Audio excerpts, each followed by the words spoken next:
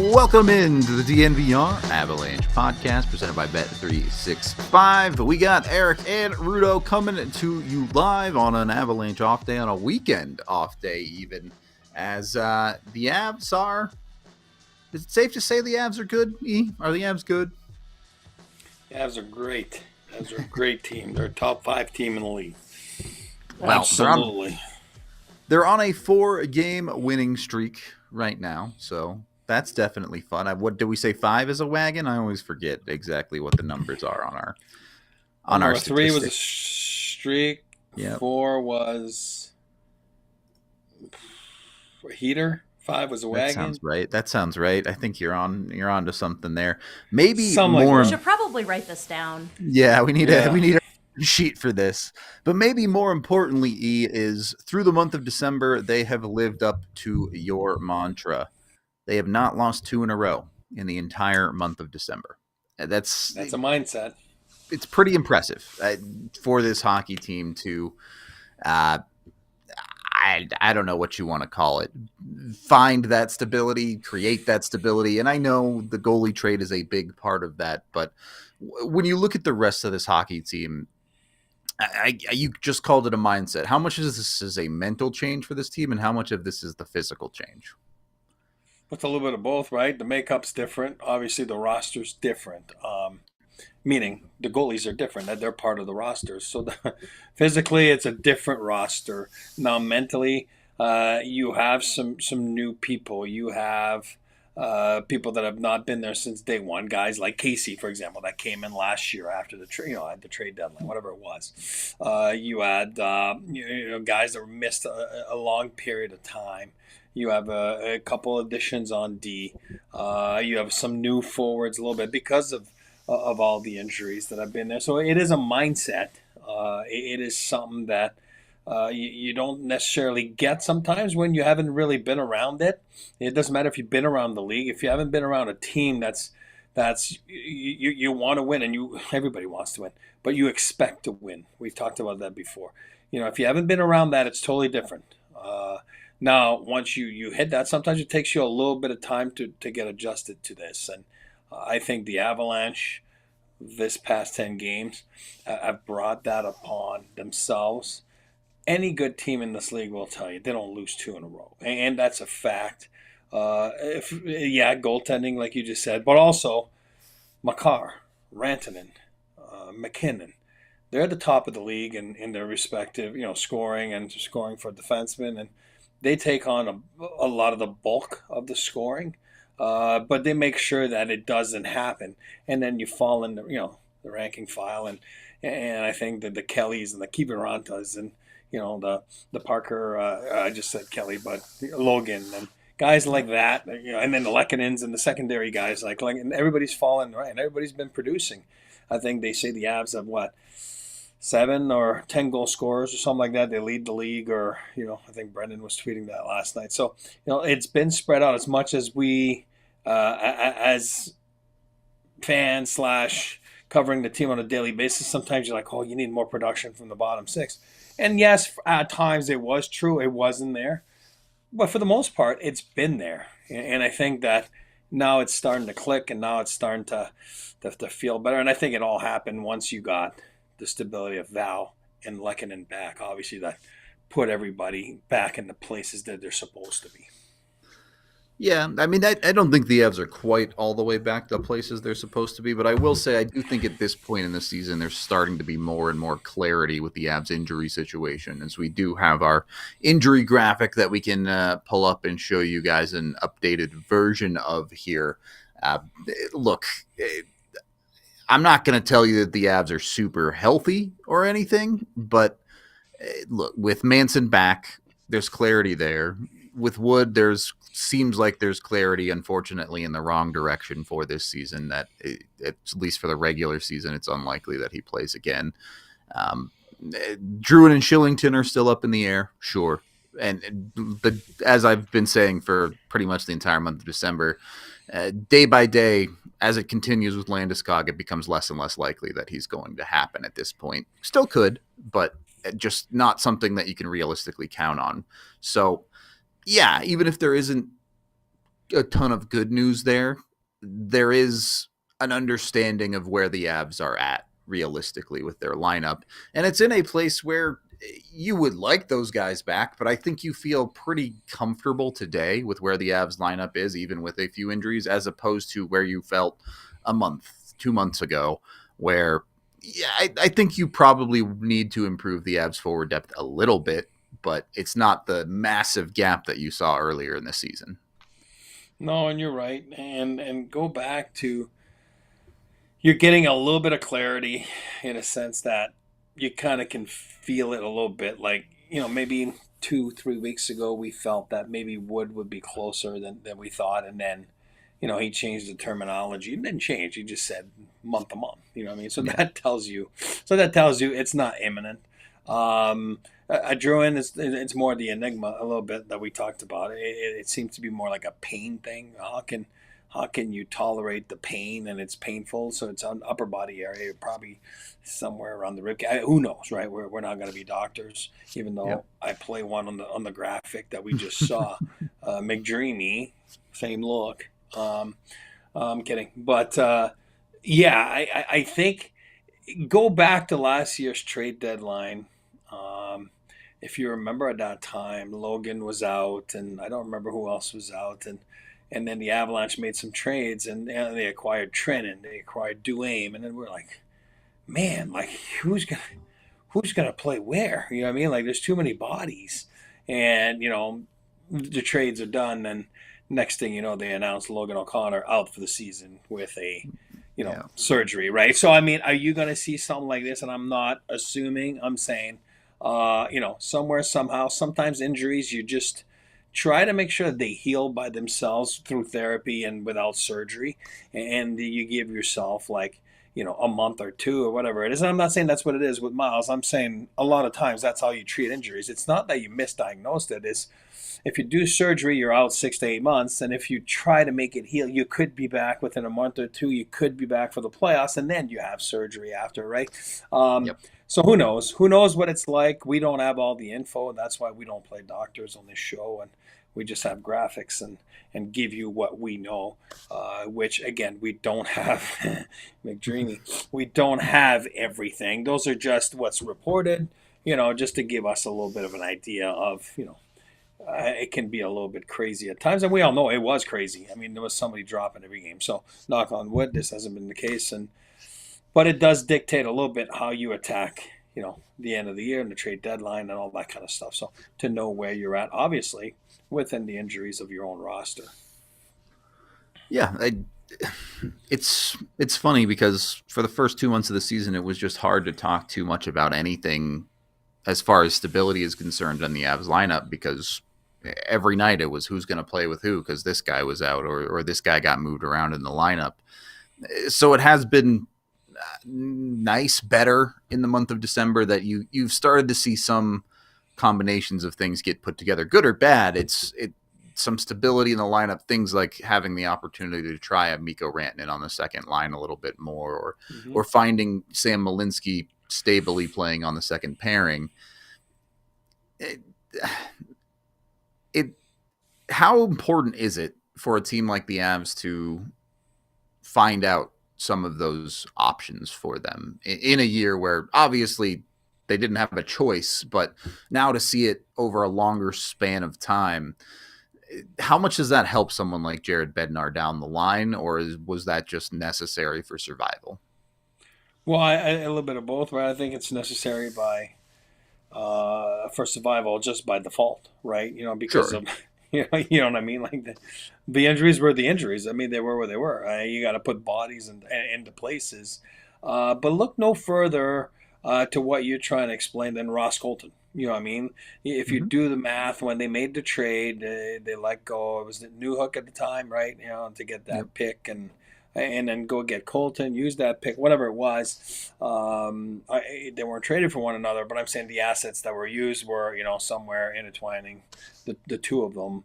And they went for a different look from Colton and then gave him that 4 times 4.5, whatever it is that he makes, you know, thinking that maybe he has more offensive production in him. If you go back to last year, he fits in perfectly with Miles and Logan, and they're the chaos energy line. And then you never really put him in a position to be a top 6 guy, you know. Where all of a sudden this year, by necessity, with Lecky out, with you know, obviously Val out the start of the season, this guy gets there, he goes on the wing because we all know he can play wing and center, and now they're like, oh boy, we may have found something. You know what I mean? And you might have never seen that, might have never known that, or you would have never been thrown in those situations or in those shoes if it wasn't for injuries. And you know, now you're like, oh, we might have something. And everybody's assuming, you know, when he came back after, unfortunately, he got hurt like the rest of them. He comes back. Everybody's like, oh, he's going to go back to center because this is where there's a position of need for the Avalanche. And Bednar's, no. He was too good on the wing. We're putting him back on the wing. You know what I mean? Now, big enough sample to say, okay, we like him as a winger. You know what I mean? Like, we know he can play center. So I think there's a positive into all those things that we were just, you know, part of the question and not the argument, but the why, what we're talking about. And I think it's by necessity that, you know, he was thrown into the situation and then some good came out of it. And it's good for him too, because he comes back, he leaves for 10 games, 8 games, whatever it was, comes back and just kind of picked it up right away where he left off. You know what I mean? And it was like, hey, I can play with the big fellas. I can score goals, you know what I mean? And you can put me on the power play, you know, which he's been going there. So it's kind of nice. I think those are positives that you can look at, obviously, besides all the good things that they've done and going through the clouds of the craziness of those first 30-something games. But I think the Colton move was not hazard, but by accident, because it was more like, you know, I don't think they knew that he would perform to the level that he did, and with the consistency that he did. It's not like he got hot for 3-4 games. He got hot. Like he was playing real well, and that's a big enough sample to say, like, hold on a second, we have something here. You know what I mean? Like, and I think it's great where everyone before was like, oh, he's going to be the one that's going to be sacrificed if Gabe comes back, right? The money and all that, and then now you're like, hold on a second.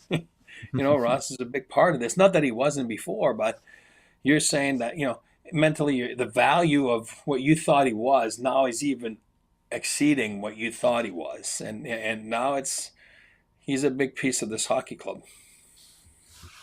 The Avs are arguably the hottest team in the league through the month of December. Only Vegas has a better record in their last 10. Vegas 9-1. The Avs are 8-2, along with Edmonton and Ottawa at that number.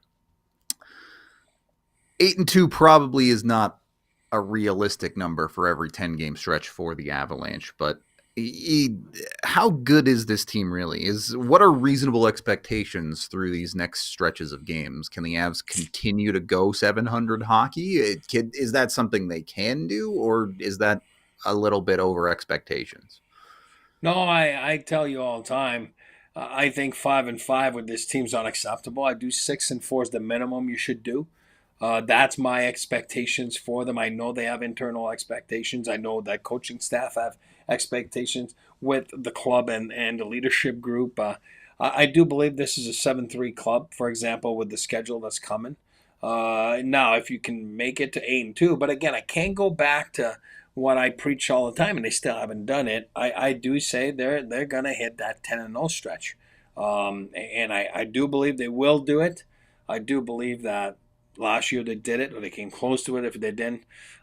This is a team that when it gets hot, when everything hits in all cylinders, and now you got the schedule that's in their back pocket compared to what they were up against the past few months, you know, where it's a little bit crazy, that schedule. So now it's like you might face some teams that are and they're 4-6 on the road or 3-4 on the road, and you know what I mean, where that was you hitting those tough games and then coming back. And so I do believe they can take advantage of this situation, because again, what comes up must come down, right? You know, we all know that. So we all know that obviously there was a lot of road games. That means you're going to get a lot of time at home, and I think that's where you can make some hay and really don't look back and really show everybody.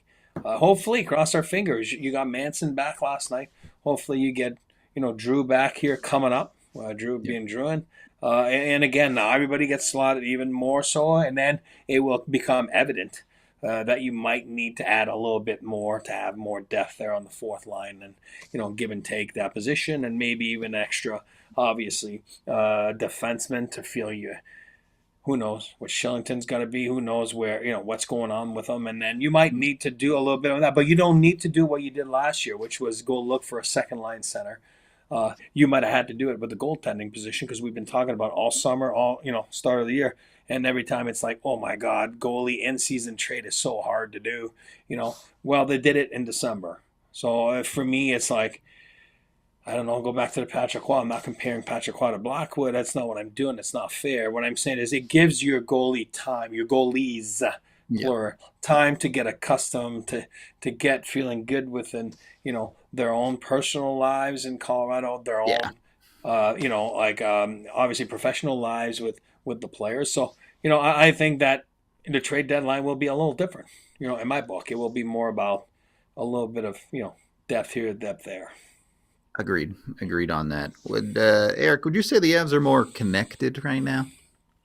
Yes, sir. Yeah, you might get more connected yourself when it comes to Verizon. Go jump on with Verizon today. Get with them, and they will give you up to $800 on a prepaid MasterCard just for switching to them to help you pay off any smartphone loan that you might have. So go get with them. All you have to do is trade in a phone from their top brands with select unlimited plans, and you can get up to $800. The deal won't last long, though, so make sure you don't get stuck on the bench. Jump in with Verizon today to get this sweet deal. You can take control of your game plan with Verizon, get their amazing 5G network, and, of course, $800 is a lot of money, guys. That's a lot. When I started here, I made less than that. I made less than $800 a month. I make more than that now, so that's nice, but it's a lot of money.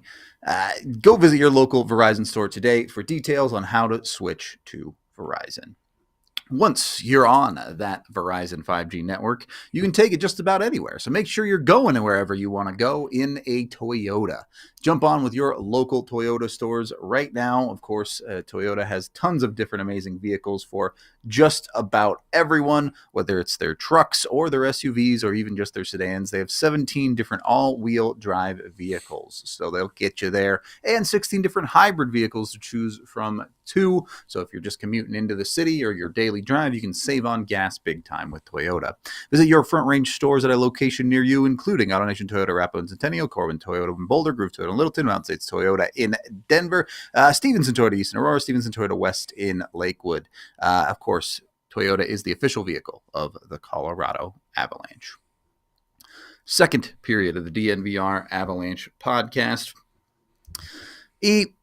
I wanted to take a little bit of a look at the Avalanche offense because some of these numbers are interesting to me. When you look at the Avs offensively, they're one of the highest producing goal scoring teams in the Western Conference. Let's see, a lot of these teams are the East.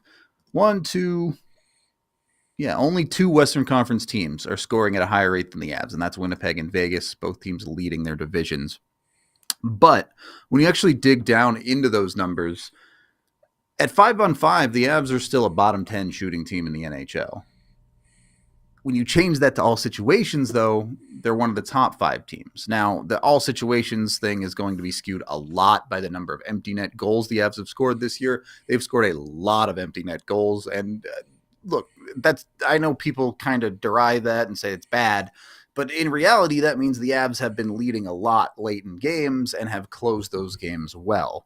So I guess my question is, what is the ceiling here? Because we've talked about how in the month of December their scoring has course corrected.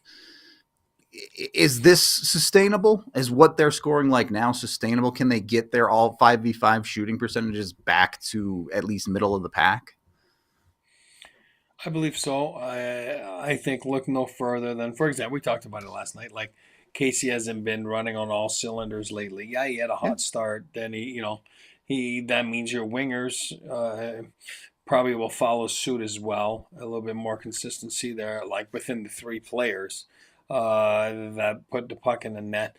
You do have two of the top 10 scores. I mean, two of the top 5 scores in the National Hockey League. Forget about Makar. I'm talking about Nate and Mikko. In there somewhere, whether they're together or not. The offense is going to come.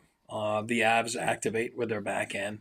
You have the best defenseman in Cale Makar in the entire National Hockey League. So that they're going to score their goals. It's just a matter of having more consistency within, the power play / 5-on-5 / make sure that if one's going, then the other one's going as well, and not have one going, not the other one, and then or both go down and dry spells at the same time, which is not a good sign. You know what I mean? So I think if you can just push the envelope a little bit, where you get a little bit more consistency on the production side of things instead of, producing at a hot, rate of 5-6 games and then going dormant for 6-7. I think it's just a little more important. And I'm not bashing Kivy when I say that. Kivy just comes to mind, because he'll go 4 goals in 4 games and then dormant for 20. Again, we're talking about bottom 6 here, and then he goes hot and he gets 3 and 2 and 5 or whatever it is, and in a couple games. So if you can see a little bit more consistency from the top end guys, which is for the most part it's been there. I'm just kind of throwing it at Casey a little bit here. You know what I mean? I think Lecky, I think Val, the big fella's been pretty consistent. Once he found his rhythm. I think obviously Nate and Mikko have been pretty consistent at the top of the league in scoring. Like, I'd be a moron to say that, they're not consistent. I mean, man, they're at the best in the league. So it'd be hard to complain about that one. But you know what I mean? I just feel that I think Logie's going to find his rhythm a little bit. And we all know he's streaky, and we all know that, he's going to top off at 10 at the most, whatever it is. If he does that, that's great. You have to just kind of reach your own potential, like individually, and to make sure that you play up to. I think Yzerman talked about it yesterday a little bit when they let go New Zealand on there, and McLennan took over. He goes, individually, the guys have not played up to their potential. You know what I mean? Forget about the team individually. So I think for the Avalanche, for the most part, the guys you pay the big money, I've done it. The guys that have come in have fulfilled the roles pretty nicely. We just talked about Ross. You know what I mean? So it's kind of, it's been good. And then you found some good veteran presences on the back end, like with Don. Again, that's at a nice price tag, and Sam, the ascension of Sam Malinsky, that just keeps getting better and better. Obviously filling in bigger roles last few weeks there with the absence of Josh Manson. So, if Josh can find his consistency, and, as we know, the goaltending position wasn't consistent. So now if you add it all together, I do believe that it will course correct, itself. You know what I mean? The where they rank, in those stats, offensively. But again, I always say this, and this is when I start talking about this all the time, and I get annoying about it. If I'm a freaking team in the Western Conference, and I look at this team, I'm like, I don't want to play them. I'm just being honest, and I'm just being honest. This is not being biased or a fan. Who in the right frame of mind would want to play them? You know what I mean? Like Makar, Rantanen, just ask the Winnipeg Jets last year, right? You know what I mean? Like all of a sudden, they crap kicked them, like a few weeks before, right? And the regular season ended, and all of a sudden, I don't want to hear the goaltending and all that stuff. Hellebuck wasn't the greatest, but I'll tell you one thing: the Avalanche were too much to handle for the Winnipeg Jets. So, and that's my point of, would you really want to play those guys in 7 games in 14 days? I wouldn't. That's me. That's just, I'm not being biased. I'm being realistic. No, I agree with that. digging down a little bit more into the shooting percentage stuff. Through the month of December, the Avs are shooting about 9.5%, which is smack dab in the middle of the league, 15th at 5-on-5. So it's better than what their season total has been, but it's also still not outrageously good. That's not a number that you're looking at and saying, hey, that's not sustainable. This is certainly a rate that the Avs can continue to score at. Which they deserve a lot of credit for. They are scoring a lot, not based on necessarily great shooting, but their ability to generate opportunities more than most other teams in the NHL. And I think one shortcoming there that you can look at is not necessarily the forwards. I think you have a lot of forwards shooting great. Obviously, Kiviranta is shooting amazing. Lehkonen shooting 23% right now. Nichushkin up at 22%. You have a lot of guys that are shooting high percentages, even if someone like maybe a Nathan McKinnon is a little bit lower and some of your depth forwards, you probably expect to score at a little bit of a higher rate. But when you look at their defensemen don't score a ton of goals, but the Avs usually have one of the most involved defensemen offensively. They have a lot of defensemen that can probably shoot the puck better. Cale Makar's got 11 goals. He's technically a little bit under his shooting percentage for his career. Not too worried about that one. But someone like Josh Manson shooting just 3% this year. That's a couple of percentage points beyond his or below his career average. Devon Taves has just 1 goal this season. And he's had 12 goals last year. His second year in Colorado, he had 13. Taves is one of the big ones for the Avs defense that you probably expect some more goal scoring out of. And even down the list, too. Some other guys like Malinsky or even a Calvin DeHaan. DeHaan has yet to score this season. So these are guys that had never provide a ton of goals, but it does feel like there is opportunity for more scoring from the Avs defense. I don't think that's a problem necessarily, but is there anything the Avs can do to kick that up a little bit? Yeah, I do 2 parts. Go back to Josh, for example. Like, he hasn't had the best season. But sure. I think you look back to last year, it's in him a little bit. I mean, there was that 1 year in Anaheim. I do believe he got 40 points, whatever it was. He was even seeing some second power play unit time. Again, they weren't a playoff team, but still, it's in him a little bit, and we all know that he's not afraid to jump in. You know what I mean? He likes the fact that obviously the Avs are told to jump in as a defensive core, and even guys like Josh, they enjoy it, but you haven't really seen it, like you just said, this year. I don't think he's been on top of his game, and that shows. When you're doing the correct things defensively, and you feel good, and you feel like your presence is important as needed, then you fly a little bit more on the offensive side of things, and you go play in the sandbox a little more than you usually are. So there's him. I hate to cut you off, but the Avs just made a trade. The Avs have made a trade with the Nashville Predators. We have like breaking news noises and everything. The Avs acquired Juuso Parssinen and a 7th-round pick in 2026 from the Nashville Predators in exchange for Andre Pavel and a 2027 3rd-round pick. So that forward depth we were talking about, they are already starting to address. Obviously, when you look at it, we just talked about it. We said they're going to add a little bit on the depth. They didn't like what they were seeing. That's why you saw the revolving door a little bit, right, of guys getting called up, guys getting signed. I forgot his name there. Fallbear. God, I'm disrespecting him. Kid that signed last week. It was on an American League deal. They signed him, obviously. Oh, Felleber, yeah, you're right. Felleber, yeah. Sorry, no disrespect. I love stories like that. I thought it was awesome. But I'm not, they wanted to give him a shot because they're like, oh my God, he's probably what we want down there, and he's not even under contract, and they felt that he was deserving of a contract. Now, this deal tells you the same thing right here, you know what I mean? So, obviously, Andre Pavel hasn't really played a lot. He's been injured the last couple of years that he's been here. I didn't mind him. He looks decent when he comes up. He can play those 4 or 5 minutes and smart. And who knows? I mean, again, there's guys like that everywhere in the National Hockey League. But good for him. He might get a better opportunity somewhere else if he can stay healthy. And Parssinen is the guy that they wanted on this, and who knows what where he's going to slot in. Obviously, he's going to slot in the bottom 6. somewhere, or probably on the fourth line.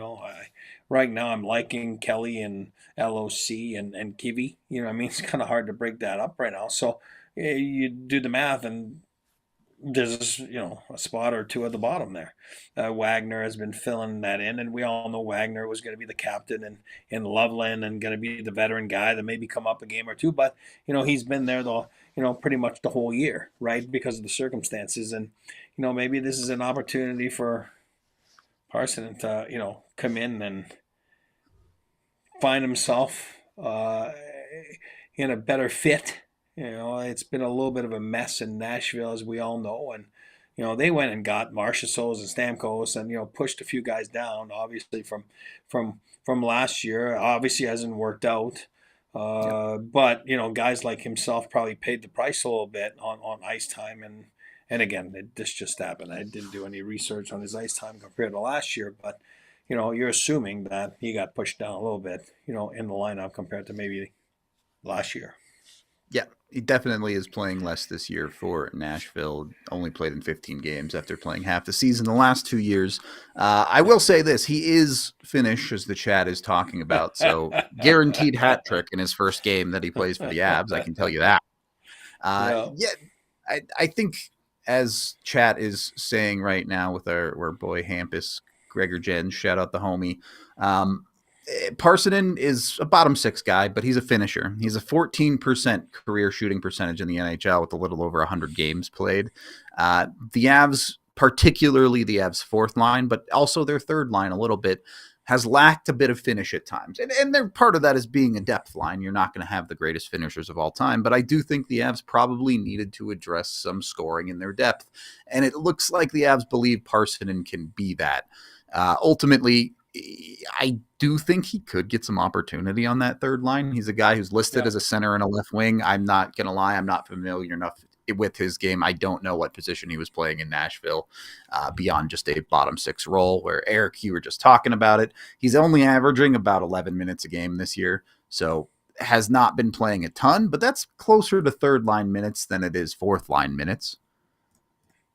Yeah, and he's a big fella. You know what I mean? And I do believe they wanted to, no offense to his countryman, Inala, for example. Not a lot of size there. Not saying I like him, don't like him.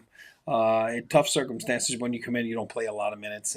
And is he really that type of player? He probably knows that he has to be a bottom six in order to play. Is he really that, though, internally? Can he really fill that role? Well, this guy's he brings at least a little bit more size. You know what I mean? Gianni Smith, he has size too as well, but probably hasn't been the best fit.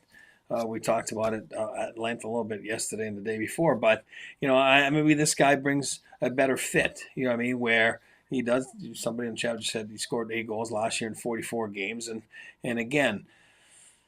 You go in the summer and you go sign Marchessault, Stamkos. Well, it's going to push people down, and obviously this is a guy that it's affected. It doesn't take a rocket science to know that he got pushed down the lineup a little bit. And probably didn't get the same cookies or the nice ice that he got last year, and this year was probably more sporadic. Again, didn't seem like he dressed every game. So maybe a better fit for him, maybe a better start somewhere else. Like I said, you're Andre Pavel, no offense to him. It's a contract for a contract. He just happens to be the contract. You know what I mean? As teams don't like to add on contracts on a trade, and they got to make sure that you pick up something. So, but maybe it works out for him in Milwaukee, and he does a good job there. And, because he's certainly not going to go to Nashville. I don't think that Andres Pavel is that type of player, especially, now in his career. And then you're flip-flopping the third and the seventh, right? So it's really costing you basically a fourth when you think. If you do the math of the value of each pick, which is fine, you know what I mean? And they do, again, it's been a revolving door all year long about who's gonna be in there. So it seems like this guy will probably maybe a fair, and not that the other shots weren't fair, but I'm saying is maybe this guy could unlock a little bit more of confidence, and we'll call it Kiviranta in a sense, where all of a sudden he can get that trust from the coaching staff, and and maybe have a better stay or bigger stay or longer stay a more steady stay than the guys that have been coming in and out, the last few months. I think that's exactly what it is. I think this is an everyday NHLer for the Avs depth forward core. And no offense to some of these guys, but you look at Giovanni Smith or a Yuri Inola, like you mentioned, and they're fine depth forwards. They're fine call-up guys, but I don't think they're realistically guys that you can have in your lineup every single night and call your depth quality. So it does help the Avs fill out there. You mentioned his size, especially if you're looking at sending someone like Giovanni Smith back down to the AHL. The Avs have a pretty darn small bottom six. Yeah, they have hard workers like LOC, but LOC is not the biggest guy. Parker Kelly's not the biggest guy. Yuri Inola, you mentioned, not the biggest guy. Yeah, Kiviranta also not the biggest guy. So this is a bigger body that they can add to that depth of their lineup and hopefully become a little bit harder to play against. How much does that help them? How much do they actually want to play this guy? I don't know. Personally, I like I said, I might see this as a little bit more of a third line guy than a fourth line guy if that finishing he's had in his career can continue, if he can add a little bit more goal scoring. Because right now, let's be honest, the only real guy scoring goals in the Avs depth is Kiviranta, and then every once in a while you might get a Parker Kelly or a Logan O'Connor goal to pitch in. Yeah. And, Ivan has dried up a little bit, I think, on the score sheet, right? Which is to be expected. And I like Ivan. I think it's, even or better, as a team. I would say that. I think Ivan has done a good job there. He's not a liability. I like it when he's out there. I think he's learning to become an everyday pro. I think there's a trust factor there with, obviously, Bednar and the coaching staff. So, you never know. Maybe a guy like Ivan and this guy team up, and all of a sudden become something of, again, I'll say it again, and this is going to sound, again, so stupid what I'm going to say, but it's an art to play 8 to 10 minutes a night. It's not easy. It is not easy to play behind those guys, the McKinnons, Rantanens, that play and eat up such good and important minutes. But you got to be able to do it, and you got to be able to pitch in, and you got to be able to make a difference, obviously on the right side of the difference-making abilities. You want to make sure you're not a liability on the wrong side of things. But maybe they're starting to build that up, and I like that they're doing their business now. Again, it's not even January 1st, and they know where their weaknesses are, and they're attacking them, from the goaltending to this. And again, pro scouting, that's why you have that. Chris is a hard worker, as in CMAC, obviously. All their staff works hard. They know the league, analytics in buildings every night.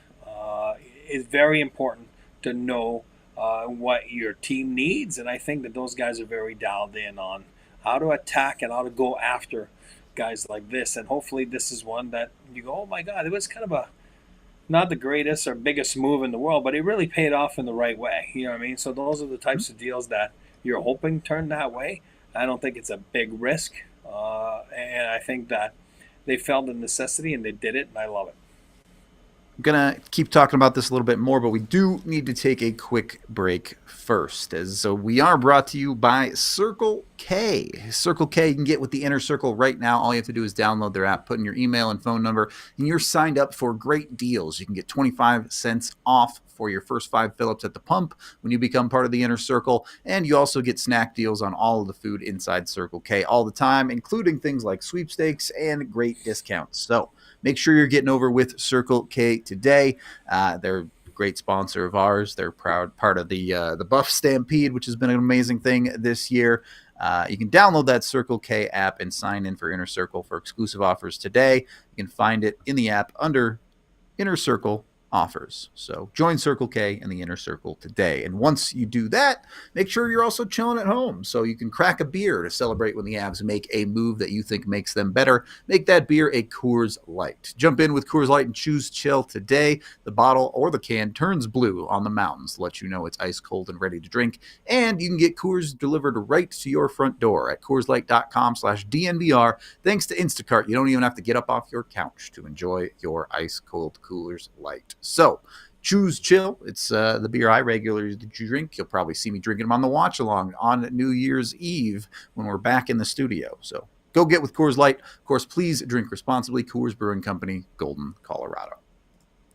Third period of the DNVR Avalanche podcast. Continuing to look at this trade. Look, Pavel is a piece. It is what it is. I'm not worried about that at all. Andre Pavel, you're hoping turns into Juuso Parkkinen, right? Parssinen. Sorry. Parssinen. Yeah. S's, not K's. That part of it doesn't bother me. Honestly, the third round pick in 2027, it does not bother me either. I think that's a fine price to give up a pick in 3 years for a guy that's going to help your depth immediately. Do you see anything in the value of this trade, or is this just pretty stock stuff? No, I like it because we got ahead of ourselves earlier in the show when we're talking about, what the Avs are going to do probably down the stretch here. Next thing you know, trade deadline gets up on you pretty quick, quicker than you think. And like I said, I like this because you're getting an NHL body. This is a guy that clearly, did well at the American League level. So when he was down there, then he would get called up and did decent in those two. Look at it. What is it, 40 games or 2 years ago? I got it right in front of me here. 44 games 2 years ago, and obviously 15 games. There's 45 games 2 years ago, 44 games last year, and then 15 games this year. And did well at the American League level. So think of it this way: third rounder or fourth round, whatever you want to call that. If a player like that becomes your third rounder, becomes a player like this, a guy that can be an everyday regular NHLer, then it was well worth the price of the fourth or the third round pick. You know what I mean? So that's the way you got to look at it. Obviously, this is not a guy that's ancient. This is a guy that's he is 23 years old. So you're not getting an 18-year-old. So you're speeding up the process a little bit.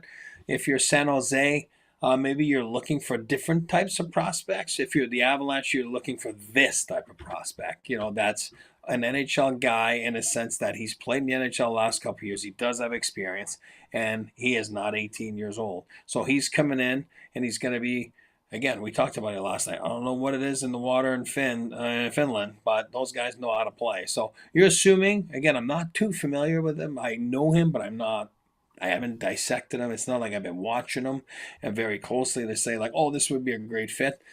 Maybe something we would have done here, coming up before trade deadline and look at players like that. But he's obviously an NHL player. Obviously a guy that trying to find himself into a role and not to be a tweener in the lineup. Forget about it. I don't think he's a tweener, meaning an in-between player, the American League and the NHL. I do believe this is an NHL body. But maybe has been a little bit of a tweener within the lineup in Nashville, right? Playing some higher, roles or minutes where here he might be told, this is where you're at. Like you said, is it third line, fourth, whatever it is. Your minutes are right here. This is what you're going to get. And this is what we want you to do. And we're going to go win. And we have a lot of Finns right here. And Mikko's the godfather. Just follow what he says and we're going to be all set. Because Finns, they all know how to play hockey. We talked about that last night on our pod. So I'm assuming this guy knows how to play hockey. Again, I'm familiar with him. I'm not that familiar. I'm not going to lie and say, yeah, I really like that. I'm not. I'd be talking through my hat right now. But that's why you have pro scouting. And that's why those guys are, the Avs are some of the best. They have some of the best pro scouts, and Battaglia that, does all that kind of stuff, a little bit of college work, but, stuff like this. And don't forget, it's a team effort, and you identify guys and you go after them, and sometimes they don't want to give them to you.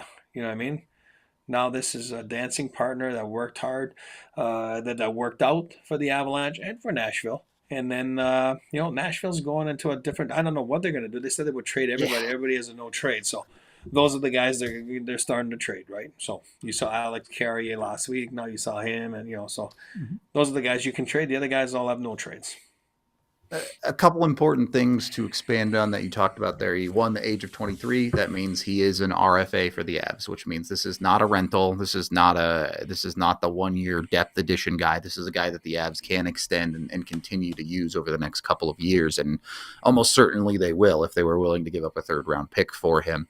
And the other side of that is he's currently on the last year of an $800K deal. So as far as cap hit wise, it virtually has no effect. Literally slot him in, costs the exact same amount as Giovanni Smith does. So if you send Giovanni Smith to the AHL and slot in Parsonen, it doesn't affect the cap hit at all for the Avalanche this season. So those two things I think made a lot of sense for the Avs too. I think it's pretty savvy business, especially when we talk about earlier in the show. What were we saying? Miles Wood is probably a little bit longer term than the Avs would have liked.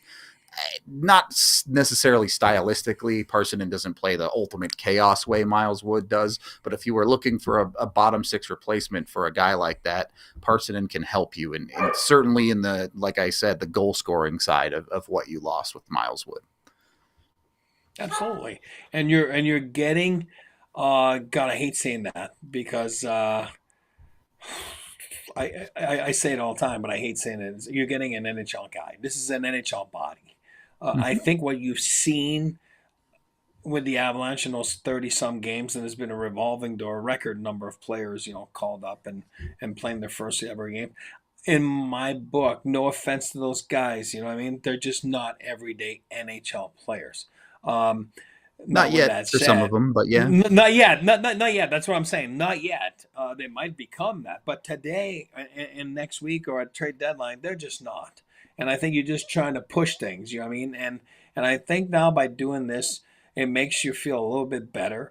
It makes you feel a little bit deeper. It makes you feel a little bit more comfortable. And for everybody to go do their job, you know what I mean? And his job will be a bottom six guy. He's not going to be a top six guy.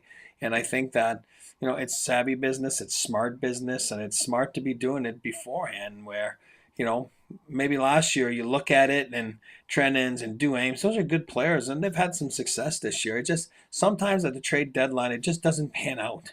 You know what I mean? It's just too quick and you don't have enough time for guys to, where I like this is still December. You still have time to go and make yourself feel comfortable. Not just the goalies that they acquired, but guys like today, Parsonen. And then, I think that being, I always say long relief pitchers in baseball, they can come up, pitch a few innings. So I think there's been a lot of those guys that have been called up to the Avs, but I think this is different. This is an NHL body today. I'm not saying he'll become the best of all the guys that have played so far. And 10 years from now, we'll look and compare. But I'm saying, but today, he seems to be the best fit and the best pedigree right now to be slotted into that spot. I will say, the one thing for a bottom six forward that he does not do is he has not really penalty killed at all in his NHL career. So that can at times make ice time a bit tougher to find for a bottom six forward. It can pigeonhole guys a little bit. So it's something to keep in mind there. And while I do think this is savvy work from Chris McFarland, I'm not going to sit here and tell you that it's going to be perfect and everything's going to work out great. It could, but there are some drawbacks to a player as well, to be fair about it. With that being said, across his career, he's averaged a scoring pace of about a little over a 30-point per season player. Now, he's never played a full season. He's played a couple of half seasons and has been in and out of the lineup this year for Nashville. So we're going to get an opportunity to see what this guy looks like playing every day here in Colorado. And I'm curious to see exactly how things shake out. Like I said, the more and more I look at this, the more I think the Avs might see this guy as a 3C more than a 4C. So we'll see. A lot of C's in there. But look, the Avs have been pretty darn aggressive this year when it comes to addressing their issues. I do think over the last couple of years, it has felt like the Avs were maybe a little bit too patient, like you talked about, Eric. Sometimes you get to the deadline and you just don't get the guys you were targeting. Well, guess what? It's not even January 1st. The Avs have solved their goaltending spot. We've talked about since they've solved that spot, their next options are maybe you need a number 4D and you probably need a bottom six center. They went out and got the bottom six center live on this show. So a quality job from the Colorado Avalanche front office. I'll put it to you that way. Yeah, and I think it becomes, I think Logan's that guy too on the bottom six where I can tell you back then, us Avalanche 1.0, the bottom six guys, and we'd get together. It's no different than penalty killing or the power play, where you take pride into what you bring to the team, and we'd have our little mini meetings here and there, and Crow used to tell us like, you guys are the dirt bags, and whatever. Yeah, I love Crow. I'm just saying, like, I mean, you're not. You guys are the plugs, right? I say this on the show all the time, and we don't expect you to score, but don't get scored. And then we'd have our own meetings and be like, okay, we know we can't get scored on, but we know we can score too, and we got to take pride in this, and we got to take pride in helping, Sakic and Fopa and those guys, and I do believe Logan is that guy, where he can assemble those bottom six guys, and all of a sudden they have their own little mini meetings, their own little mini fraternity. We all know the goalie fraternity is one. We all know that the decor is one, and obviously when you're as a forward, there's different kinds of forwards. You know what I mean? And there's 12 of them, and if all 12 are all the same, you're in trouble. It's not going to go well. So that we all know that there's all kinds. In the Avalanche, there's superstars, and then there's secondary guys, and they're so good at it, like the Unicorn, Natushkin, and guys like that. And Lecky last night with that, and then Druin and Colton would be in there. But then there's also the bottom six guys, you know what I mean, where you got to take pride in what you do, what you bring. And every championship team, look no further than teams that have won, have always had that little bit of, oh yeah, they had a solid fourth line. Look at Vegas, notoriously, has always been built that way. So you got to make sure that the Avalanche were a bit weak at that. Today, I think they addressed that a little bit. Again, now he's got to go and deliver and make them look like geniuses, and make look the pro scouts like geniuses, and then they can get pay raises and all that stuff. I love it. But, at the end of the day, he's got to go out now and deliver. No different than Blackwood and Wedgwood, and this is like an opportunity, a golden opportunity for a guy like that to come in and really find a fit in the role and just go out and deliver. Yeah, look, the Avs have a pretty darn good track record of finding success with guys like these. So I have faith in them that they have a reason for targeting this guy, and they see some underlying metrics that he's going to be successful here. So obviously it's impossible to judge the trade fully until we see how Parssinen plays here in Colorado. So we'll wait and see fully, but I'm on board with it. I'll put it to you that way. It's probably Mikko's sisters, brothers, babysitters, cousins. All the things, the Godfather. They all know one another. They're all connected. It's like people from Boston, around the National Hockey League. They're all connected. They're all cousins. Kachucks and freaking, like Tommy Fitzgerald. And you're like, what? You know what I mean? Like, it's like, you guys are related? Yeah, we're first cousins. You know what I mean? So, yeah, seems like Finns are all connected. Seems like Finns all stick together. And we talked about it last night at length on our show. So, go look at that episode. We're not going to talk about it again. But there seems to be a nice camaraderie there between the Finns on the Avalanche team. Another notch in the Finnish Mafia shirt, perhaps. Yeah, we'll see. We'll see which shirt gets. Okay. I do want to answer some of these questions in chat here, but first, we do have to take our last break here, as we are brought to you by the folks over at Bet365. Make sure you're getting with Bet365 today. To put your bets down, use code DNVR365 to get $150 in bonus bets when you sign up with a new account. And, of course, you can bet on whatever you want, whether it be the Avs to go deep in the playoffs, or the Nuggets to figure out their stuff and start winning hockey games, or maybe the Broncos, which are playing right now. I don't even know what the score is, but you can live bet on the Broncos game with Bet365. Jump in with them, whatever you're betting on. Of course, when you do bet with Bet365, make sure they're 21 or older, physically located in Colorado. And if you or someone you know has a gambling problem, call or text 1-800-GAMBLER today. And then once you've made your money on Bet365, make sure you're getting with Game Time. Jump in with Game Time today. Get tickets to all of your favorite sporting events, whatever that might be. They have fantastic deals, and they'll give you $20 off your first purchase when you sign up with code DNVR on the Game Time app. You can join over 15 million people that use Game Time to get their tickets, and use their Game Time Picks feature, which will only show you the best tickets. Whatever your search parameters are, they'll filter out all of the junk and only show you the best prices even for the best seats with Game Time. So get with them today. Link in the description to download the app. What time is it? It's game time, baby. Last period of the DNVR Avalanche podcast. We did have some questions in chat. Some of these coming in from even before the trade, but Brooke asks, are these rules around conditioning stints for skaters like they are for goalies? Yep, they're the exact same rules. If a skater needs a conditioning stint, they can go to the AHL for a couple of games and get their legs under them. So totally fair. Yeah, I mean, usually, and again, Ludwig's not injured. It's more like he hasn't played, so yeah, they have to ask your permission, and then usually it's rare the guy will say no. You know what I mean? You want to go play, so it's all that is. Once he says yes, then you got about 7 days, and you'll go play a certain amount of games and practice down there and get your rhythm back. And you want to be playing, because if you're going too long without playing, it's no good. I believe you're eligible after 2 weeks without playing a game. Something like that, yeah. Hampus Leidman asks, seems like Druin coming back New Year's, ? Don't know. Hard to say with Druin right now. He'll be back at some point, unlike Miles Wood, where it seems a little bit less likely. Jonathan asks, Rudo, man, have you been sleeping at all lately? No, not enough, man. Not enough. A lot of late nights. Yeah. Our puppy's a menace.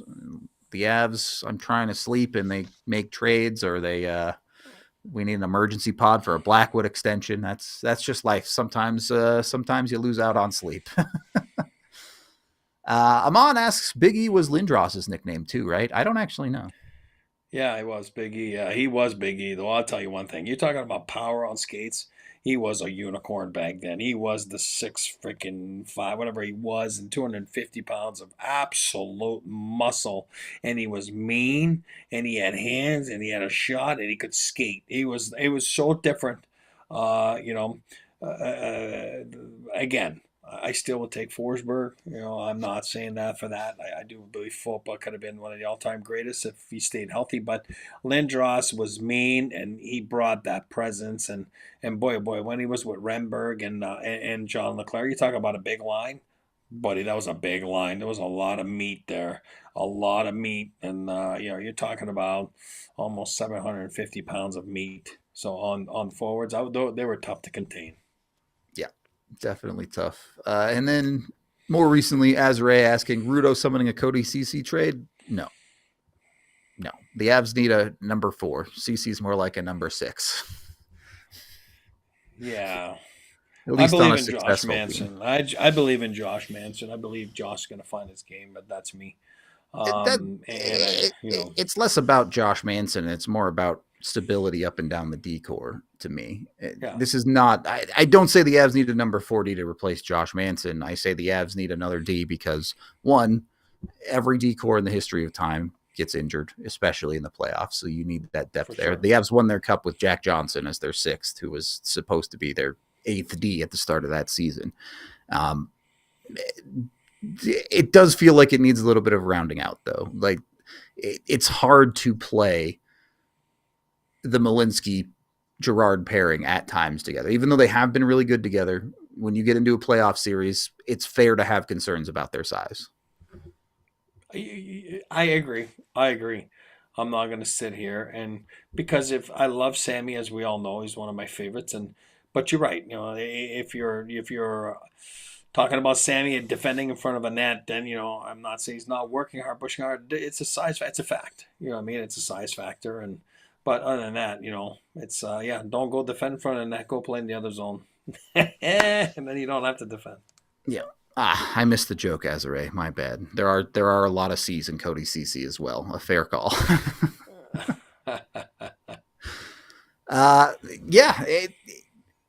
It's interesting how quickly over this month it felt like the season has come together for Colorado. And we've talked enough about, we know that all stems from the goaltending moves they made. So we don't really need to get into that conversation a little bit more, but it does feel like the Avs are building in the right direction, which it did not feel like that was the case through the first couple of months of the season. Vibes were down bad, to be honest. Even if they were surviving through October and November, it feels like the Avs have stepped up from surviving at this point. And the front office clearly feels that too, if they're actively making moves to try and make the team better. But I do believe that survival is the right word for the first 20, because they had to survive.